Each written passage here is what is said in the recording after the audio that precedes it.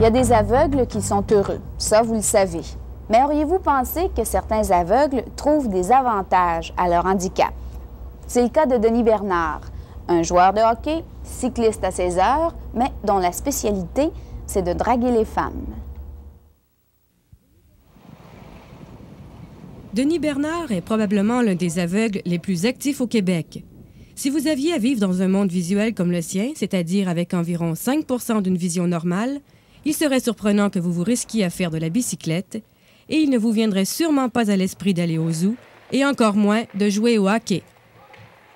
Je n'ai jamais voulu rien savoir d'être handicapé visuel, d'être aveugle, et puis je combats ça de toutes mes forces par faire tout ce que j'ai envie de faire, en dépit du fait que je ne vois pas grand-chose. En raison de sa vision très réduite, Denis ne peut évidemment pas se déplacer sans son chien guide, Kelly, un magnifique labrador jaune.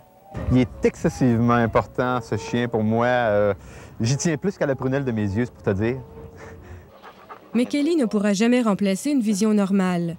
S'il est distrait, comme dans un zoo par exemple, il peut lui arriver de ne pas remarquer un obstacle dangereux pour son maître. Oh, Kelly, what's this? Au zoo de Québec, comme dans la plupart des zoos, on ne touche pas les animaux, on les regarde. Alors, quelle satisfaction un aveugle peut-il bien tirer d'une visite d'un jardin zoologique? Bien, définitivement, c'est l'excitation des bêtes qui est créée par la présence de mon chien. Alors, à ce moment-là, ils réagissent en s'approchant de la clôture pour venir le sentir. Et puis, ça me permet de les voir dans ce temps-là. J'ai eu peur. Sacrement. Denis Bernard est le genre d'homme qui aime beaucoup les émotions fortes. Mais son meilleur feeling, c'est encore en jouant au hockey qu'il l'obtient. Denis est donc devenu attaquant pour les Lynx de Québec, une équipe de hockey composée exclusivement d'aveugles. Le hockey sonore, qu'on appelle aussi hockey pour aveugles, est en fait une simple adaptation du hockey conventionnel au profit des handicapés visuels. Le changement majeur, une grosse conserve de jus de tomate vide, peinte en noir, remplace la rondelle. Celle-ci sera pratiquement invisible pour des joueurs ne disposant que de 10 % d'une vision normale. Les joueurs d'avant ont un champ de vision extrêmement limité. Le gardien de but ne voit absolument rien. Ils devront donc se fier exclusivement au son que fera la rondelle de fortune pour effectuer l'arrêt.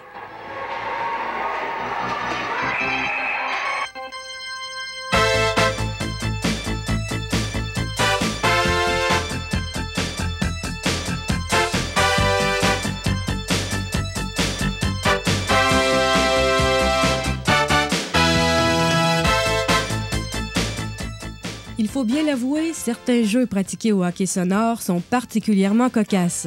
Ce sport pour handicapés a par ailleurs inspiré au groupe Rock et Belles Oreilles un sketch qui avait été particulièrement apprécié lors de sa diffusion en 1987. Le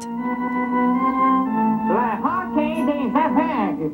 Et la mise au jeu est effectuée. Et voilà le match qui commence. Ça promet énormément. Mais comment Denis Bernard réagit-il en voyant et surtout en entendant ses humoristes rire de la condition des aveugles? Oui, il aurait dû venir me voir, ce gang-là. Je leur en aurais poussé une coupe de peut-être meilleur encore. Non, c'est très bon ce qu'ils ont fait. Le gars qui... Oui, excellent. Mais Denis a beau avoir un très grand sens de l'humour face à sa condition d'aveugle, il n'en demeure pas moins que sa cécité l'empêchera toujours de mener une vie normale. Il est même étonnant qu'il réussisse à jouer au hockey quand on constate qu'il a de la difficulté à exécuter les gestes les plus banals, comme faire son épicerie par exemple. C'est pour cette raison que Denis doit constamment demander de l'aide aux voyants. Le seul avantage qu'il y trouve, c'est d'avoir un excellent prétexte pour aborder les femmes. Il n'y a pas vraiment d'avantage d'être aveugle, mais par contre, ça permet des contacts humains très intéressants parfois avec des jeunes filles gentilles avec qui on poursuit le marché et on fait des marchés ensemble. Avec le temps, Denis Bernard est devenu un véritable expert dans l'art d'aborder les femmes. Par exemple, aussitôt arrivé à une terrasse de la rue Cartier à Québec, il n'a qu'à s'asseoir à une table où sont installées deux jolies filles. Sur le coup, celles-ci sont un peu surprises de voir ainsi arriver un chien guide et son aveugle. Mais elles auront au fait de caresser le chien et surtout d'engager la conversation avec l'aveugle. Alors, je dis de ne pas flatter le chien et je leur dis discrètement, mine de rien, c'est pas le chien qu'il faut flatter, c'est le maître d'abord. Comment il réagit? Il rit. Mais si Denis n'avait pas son chien guide pour provoquer la sympathie, aurait-il autant de succès auprès des femmes? Probablement que non. C'est pas gentil à dire, hein? Mais probablement que non. Parce qu'ordinairement, premièrement, un aveugle, il nous voit pas. Alors, je me sens pas accostée en tant que personne physique à ce moment-là. D'après ce qu'elle dit, je soupçonne que Céline est une très belle fille. Je suis pas sûr, mais je soupçonne. Moi, je soupçonne qu'il n'est pas aveugle. C'est ça l'histoire. Tu vois ma carte?